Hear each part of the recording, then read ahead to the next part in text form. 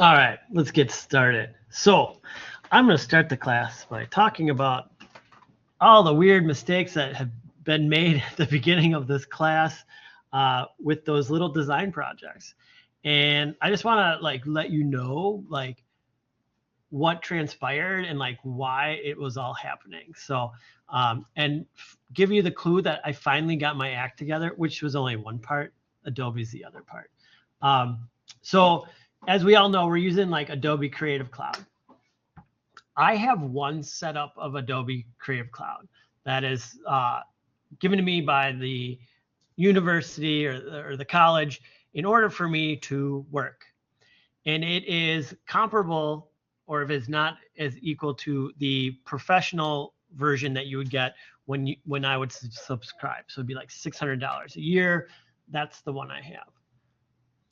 What the college didn't know is that the version that is given, that's loaded onto the computers here at school, on campus, and throughout the other campuses, is a student version that is oddly different than the student version that you can purchase.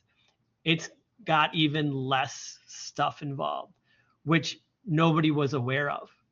And it's all the new stuff that's happening with sharing and AI and all that. It is not allowing students on campus to use those features. Adobe's now telling us oh, you need to buy into those features. They subscribe to it on 3-year intervals, and we're on year 2 of 3. So we're already set up, and now we have to negotiate, hopefully in the future, to get things changed. They made some of these changes over the summer and didn't notify anybody either. So when I built files at the end of last year, at the end of the semester, we could still file share and share fonts, and the AI systems worked. And that's what they removed. Some of you may see, if you go to manage account now, mine is different. So I'm just going to show different. You might have something like tokens, you have 25 tokens or something like that. So now they're giving students tokens, and these tokens can be used, and don't do anything yet with them. The tokens can be used to unlock a feature, but we don't know if it's a one-time feature. I need to use AI once, and they're okay, if you use it, you're using a token, or I need to unlock this font, you're using it, you need to use a token. So we're now trying to figure out what are these tokens about, how do you use them, and how do students know that they've used them or not used them, and all that kind of stuff.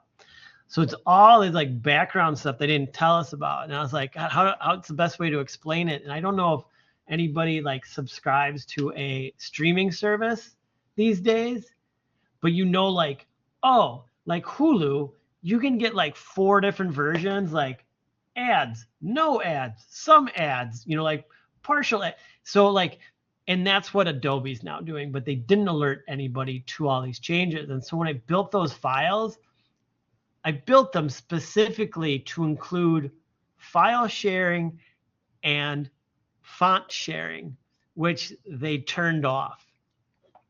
The crazier part about this is when it came to the Jessica Walsh piece, is I designed something and they changed the glyphs, it's called. A glyph is known as a single, this little F, you could call that F a glyph. It's a single type, the letter A could be called a glyph. They changed them from when I did my design to when we started doing the designs, and they removed one of the glyphs, which is really a bad thing to do, because if I had used that design and a company wanted that and said, yeah, we approve it, and then they came back and they changed it and they didn't alert me of a change to the font, I would have had approved artwork that now needs to go back and be reapproved because Adobe changed the glyphs. I know it seems really weird, but when a client signs off on artwork, that's what they're paying for. What they see is what they're getting. And if Adobe changes something, it doesn't alert me that changes. I open that file again to get ready for print, and then it looks different and I can't get it to go back the right way. That's a bigger problem in the industry, like in Adobe's industry. So it was very confusing. Why wasn't one thing working? Is working for some students, not others. And we finally nailed it down that like we're using 3 different Adobe account setups, and they don't all mesh anymore, which is quite dumb. And hopefully we'll be able to fix in our next round of negotiations with them, which might not be for a year. I will now make sure like my assignments don't use the stuff that you got to pay for. And when I learn about tokens or whatever they're called, I will inform you of how to use those and if it's worth using or saving them. So thank you for all that. And I know a bunch of you guys are like, oh, and probably think like, God, this guy doesn't know what he's doing. He sent all these files, none of them work, and he doesn't know how to fix them. I didn't realize these problems are coming up. So then on Saturday, I spent my time and I went back and I redid all the assignment files. And this is where I messed up. I thought I had links to them. I forgot that I embedded them, which I'm stopping doing. And when I built these new assignments, I was all proud. I was like, oh, just at this part.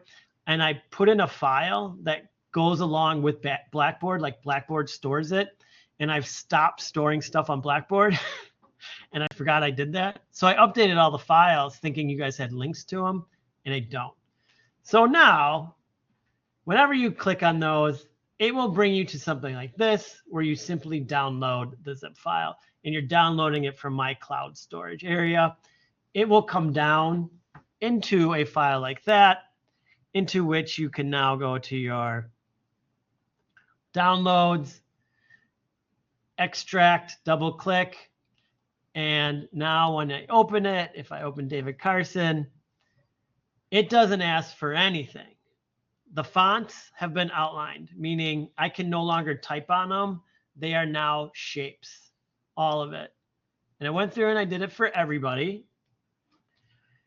And that should work fine. Now we get this, I get this question. I thought I went over this. I'll just go, we're going to do all 3. We're up to number 3 because they started changing and they're getting harder. Woo. So, no, I don't want that one.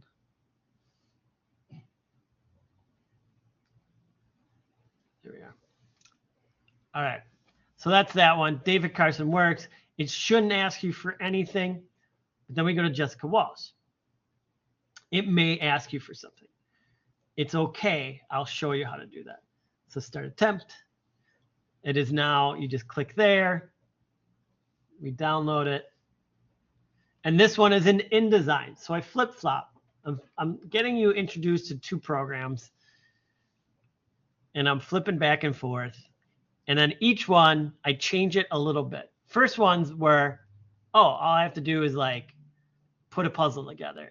So I'm going to open that. I'm going to skip this OSX one. I don't know why it's doing that. But I'm just going to open this INDD file. Oh, it didn't ask me for it. It didn't ask me. But it may ask you, hey, you need to relink the images. And it's super easy to do.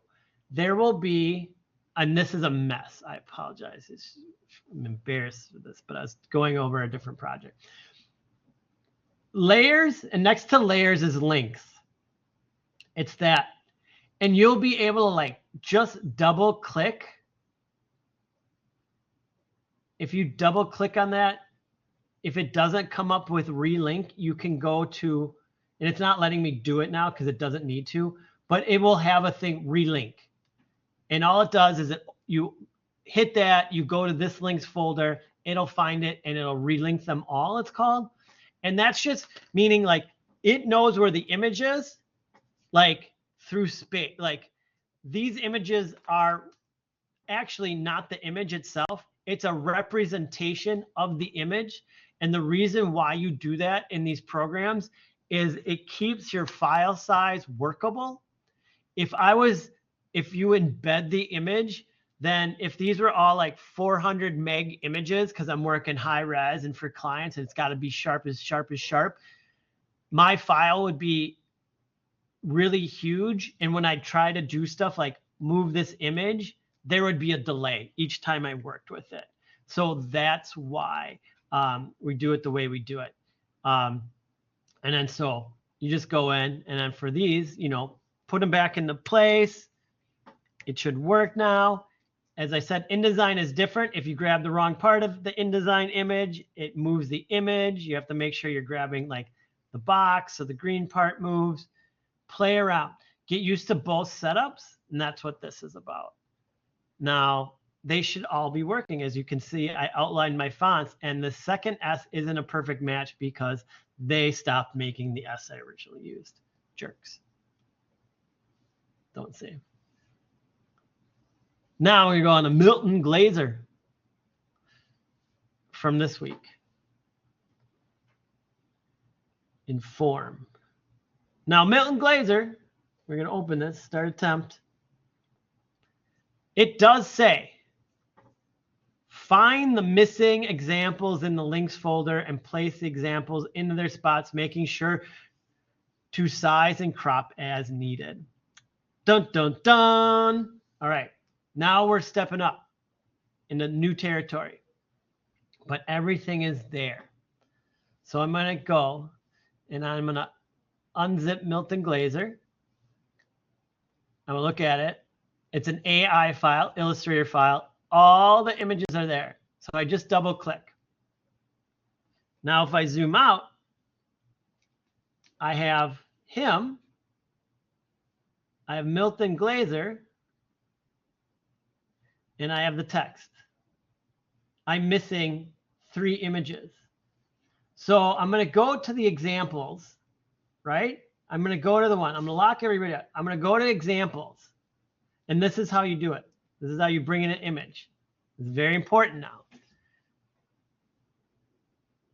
I'm going to go to File and Place.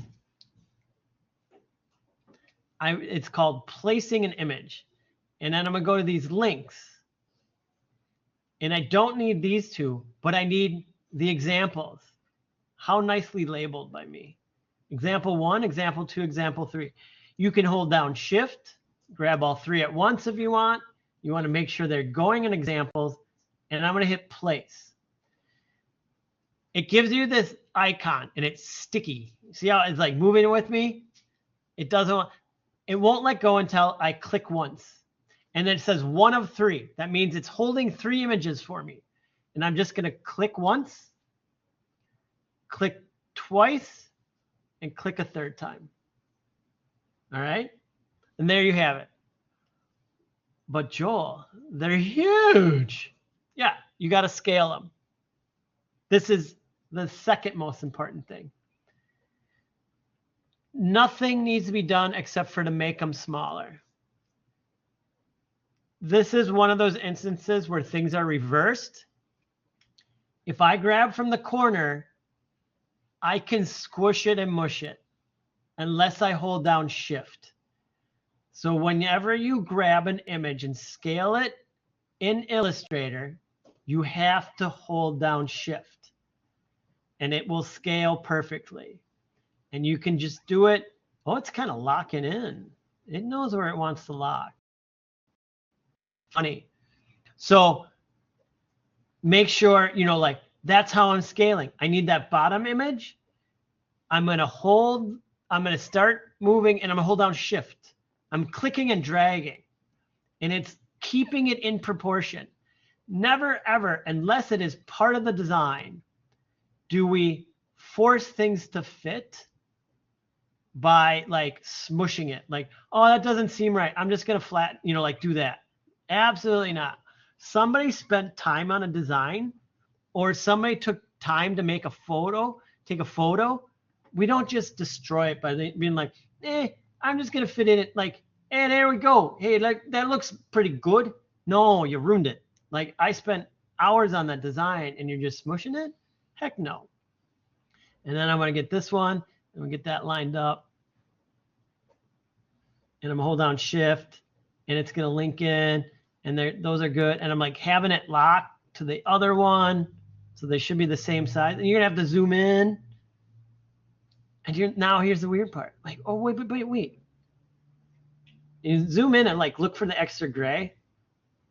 Things are out of order. Wait. Okay, so this is supposed to go down here, and it's supposed to be in line with Milton. So I have to unlock Milton so that the same height, right? But why this is behind? So when we work with layers, they're like pieces of glass. But on each layer, every object you place down is another piece of glass. And you can change the order of those. So because of the way I brought those in, this image is on top of this image. And I want this image on top. So all I'm going to do is click on this image and go to Object, Arrange, right? And bring the front. And now that image is on top of that image. And that's how you move images and bring them back and forth within a document. You can also do it from properties. So if I'm on that, it is Arrange. It's down here as well. So there's more than one place to go to move things. So if I click on this, I can go to Object, Arrange, and it's my old school. That's the only place that it used to be. Or I can have that properties open and go to Arrange, and then, you know, bring the front, and it brings that back up the front. Is that making sense to everybody? I'll take that as a yes. So you're going to have to place images in, scale images in proportion, and then start to like move them front to back and arrange them better. If you have questions, you know, like we got some time on this, we got questions, you know, feel free to ask. How do I do that again? I'm happy to help. But this is just, you know, the stepping stones. How do you start doing this to that, to that, to that, to that? As you can see, I made, you know, nice designs. And we turn off that one, and then like, yeah, there we are. And then you're going to export that as a little perfect design. Cool. I did it, you know, I usually show that last, but this all made sense in me apologizing for all the mess ups that Adobe, all the hassle Adobe created for me in the beginning. So don't save. Let's talk form. I have it downloaded.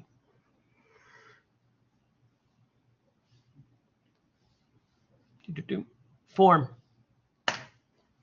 To open this. I'll go through the thing. Oh, he's doing that thing again. Okay, home.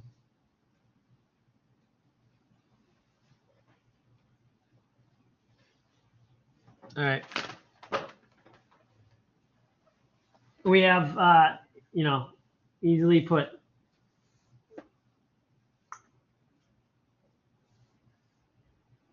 point, line, shape,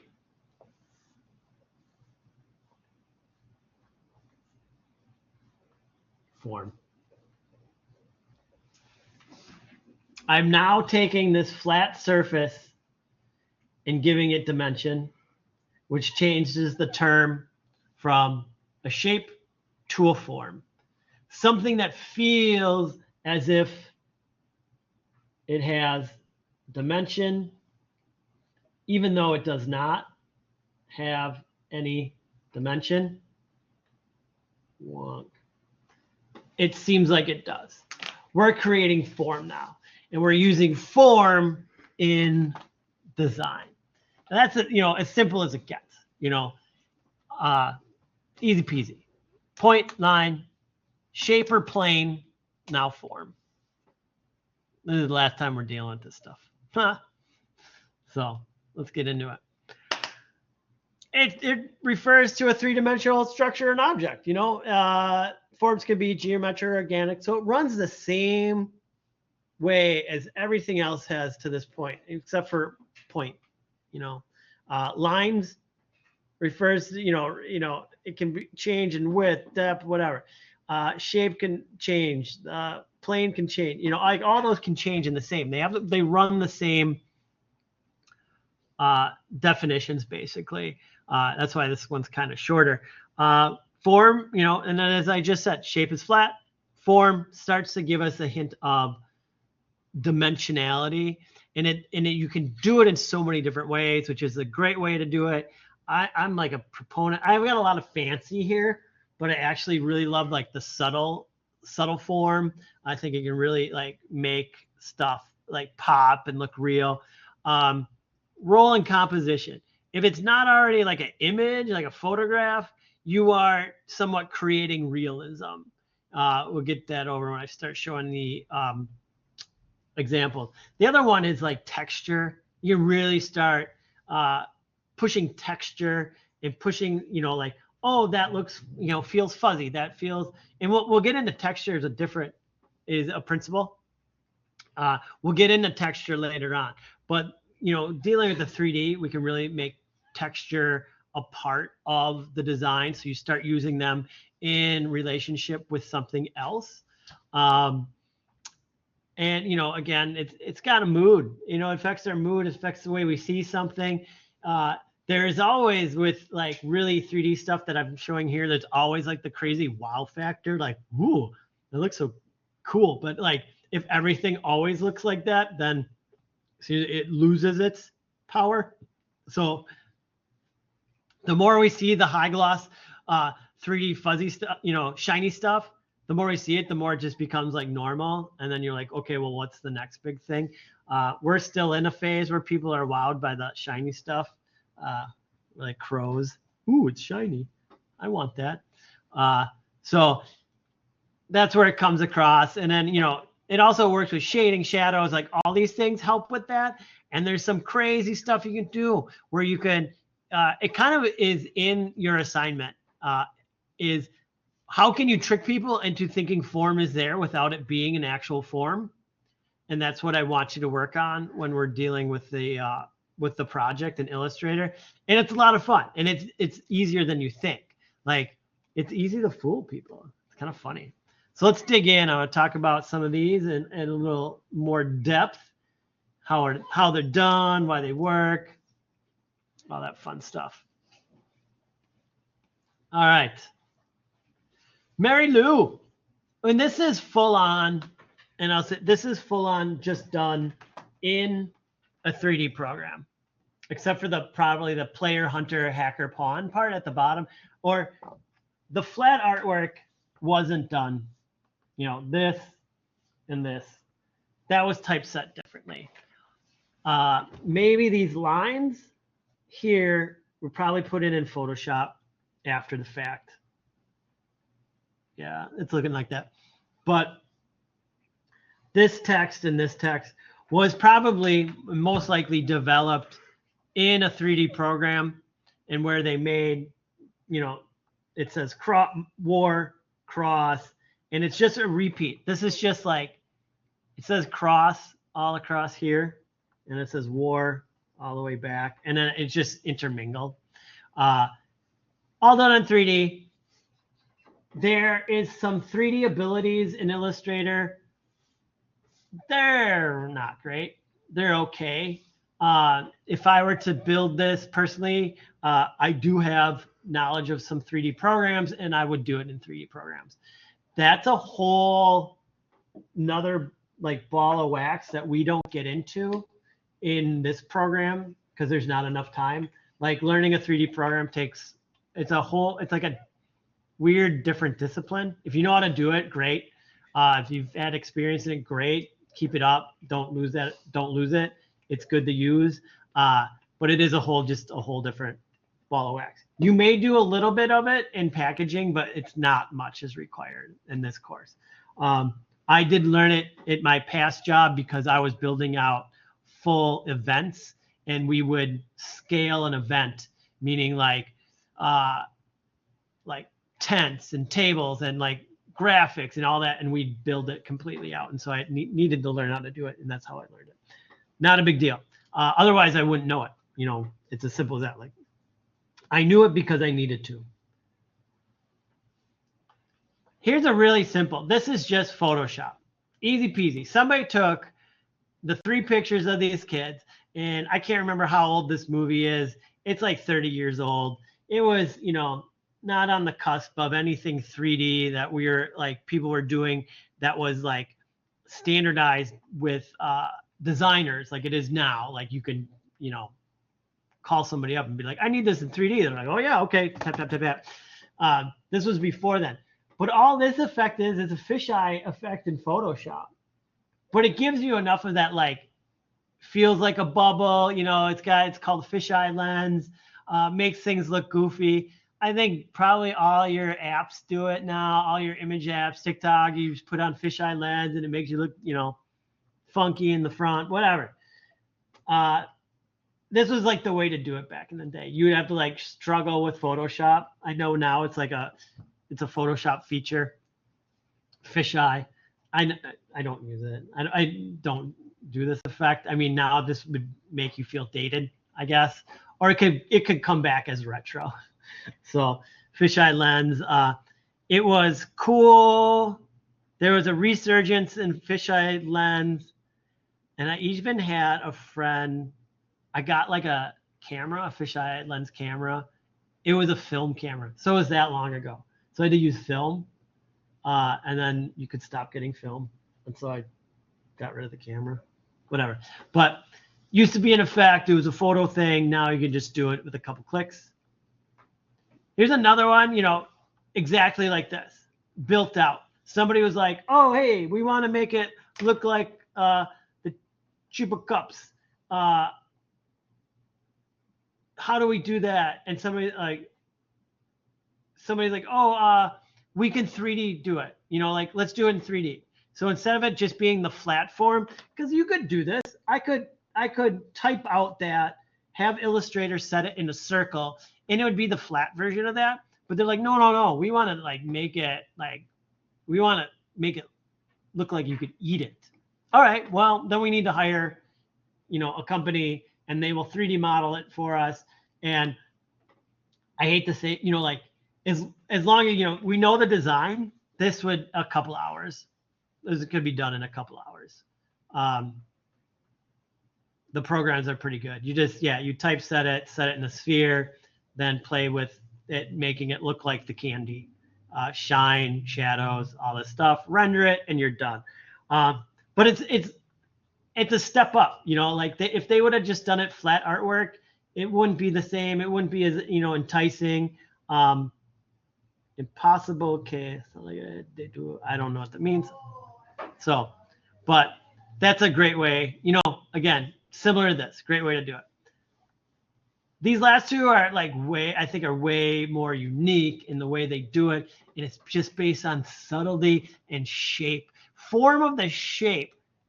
The shape turned into form is what it is actually, to get them to be really dimensional, and use of shadow. Like, this is relatively flat, but if you zoom in on this on your own screen, you'll see that they put a shadow line here, which makes all the difference in the design.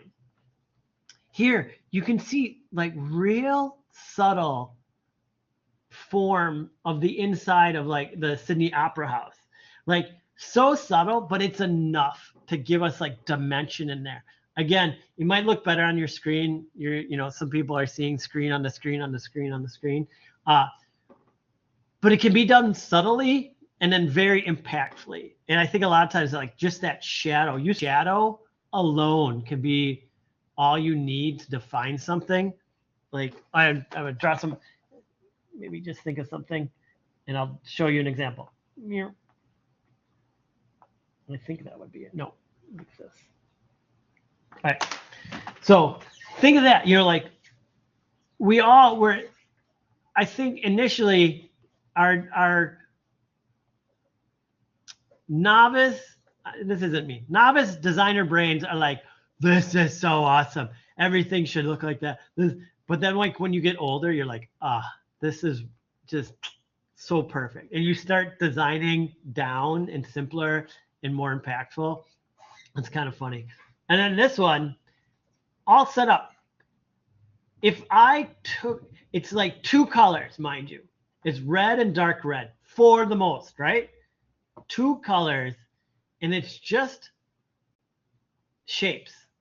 Like I try to emphasize that so much. Like these are just diamonds. These are long diamonds. Like I could name a shape, and then it just has another shape attached that makes it look 3D. We're just faking people out is all we're doing. And then even this, it's a shape, but it's a shape drawn in a way that makes us think that it's 3D, but it's not. It's a flat shape, but our minds are like, no, it's standing up.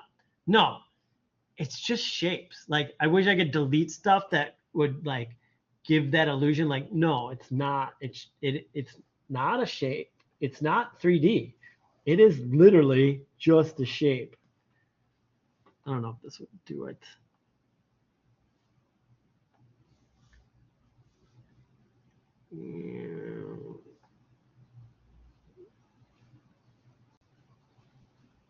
I don't know. Get way into this. You know, you take out that one.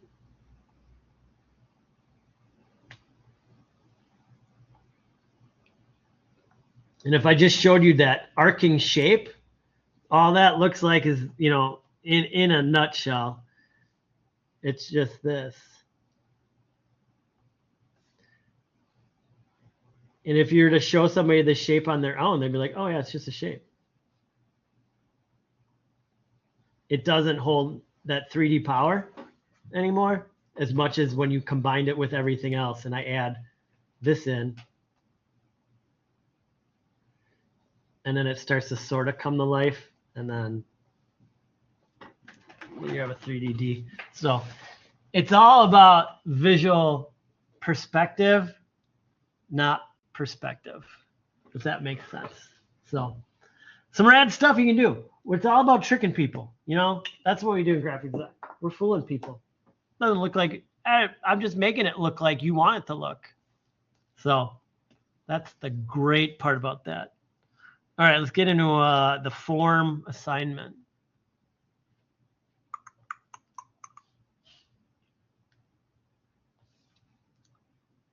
Download that bad boy. Form project. All right. It's got limitations again. Create, and it's hard, so you only have to do 3 of them. Create 3 compositions only using black, 50% gray, and white. That's it. No fades, no colors, no gradients. Just the 3 simple colors. And I want you to create the illusion of form or depth or space. By golly, how do I do that? Well, here's 2 simple examples. White, black, 50% gray. Kind of looked like you're walking down a hallway to a door. It's literally 2 shapes, you know, like that's all it is. That's the great part. It's this and this. It's 2 shapes put together in a certain way that then when looking at upon it again, you're like, oh, wait, that I feel like I'm going somewhere. 2 shapes. And they're basically the same shape. One's a rectangle and then one's just like a pulled out rectangle. That's all it is. It just transforms. Well, what is that? A tetrahedron? It's not a parallelogram. So I think it's a tetrahedron and a rectangle. That's like a knock-knock joke. What do a tetrahedron and a rectangle make? A hallway. Boom, boom. And then here's another. It doesn't take much for us to get fooled that this is a cube. It's not a cube. It's home plate and a square. But because I overlap them and the way I put them, you're fooled into thinking that that's a cube. Now I can go. Now this is another one where I'm like, do some sketchy sketches, like draw a little bit. Like don't be shy, just grab whatever, you know. I'm gonna draw, it's gonna be precious. No, look at this crap I draw. I do this stuff all the time. My just scribbles. Get it out in your head first. Like this is the idea I drew when I was thinking. And like, so I have my square. And then like, what if I just did the, it's similar to the circle one. Here. I went too far. Where is?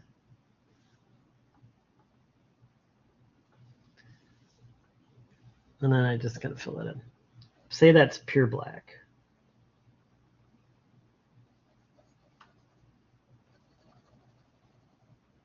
The point with this one was that it's like only the shadow of maybe something that is there that isn't, which is if I did this, which I wouldn't include, you know, like, and you can see where it's off. That's why it doesn't look as good. Like it'd have to be like that. But you know what I mean? Like you could imply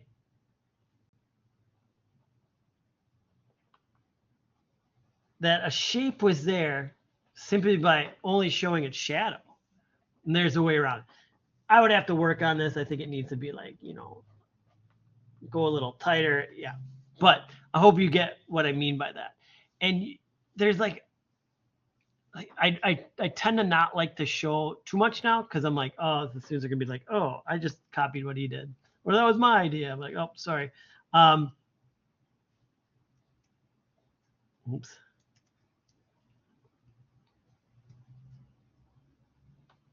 You know, what do you do? You know, that's a corner. I made a corner. It's 3 shapes, and it just depends on how I color them in. So try to think of some stuff outside the bounds. Scribble, sketch, you know, it's easier to do it here, and then you can go in to Illustrator and then like make your shapes. But sketch it out first. Don't spend your time trying to figure out how to do that until you know what you want. So if you know, if I drew that, I'd be like, okay, I need that shape and that shape, easy enough. It's just 2 rectangles, but sometimes like coming in, you'd be like, wait, all right, then I want it to do whatever. When you're working with shapes and stuff, how do I adjust them? You can do it with this arrow. It's called direct select. And this is the select. So when you select, it grabs the whole thing. When you use direct select, I'm going to click off. I always have to click off. You can then start to grab, say, the edge, and I can move just the edge. Or I can grab just the corner. And you'll notice it's like a clear dot, a clear dot, a clear dot, and then a solid dot. That means that's activated, and I can pull it. So the 2 arrows do 2 different things, and they're very important in how they work together. If the whole thing is selected and I still use a direct select, I move the whole thing. I need to tell it I only want to click on one thing, and then I can just click that. It takes a little bit, not long. You just have to remember, like, you know, I want to click off of it, and I want to, you know, pull that. I click back on it, click off of it. I want to pull that corner, you know, and it works. I want to move the whole thing. You go to the black arrow. Play around. So it's select and direct select. Direct select is like the winner. You can do stuff like pull in from corners to round stuff, make stuff look all crazy. It's all about experimentation. Because then when you're like, I don't like any of this, you just close it, don't save, and reopen it, and you try again.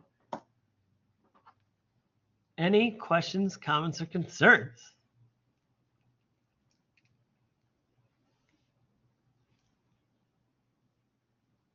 Cool. Enjoy form. Everything's fixed. All my mistakes and Adobe's mistakes have been fixed until something else comes up. So enjoy. If you have questions, comments, or concerns, I'm here until 4 today, or you know how to get a hold of me online. All right. I'll talk to you later. Take care.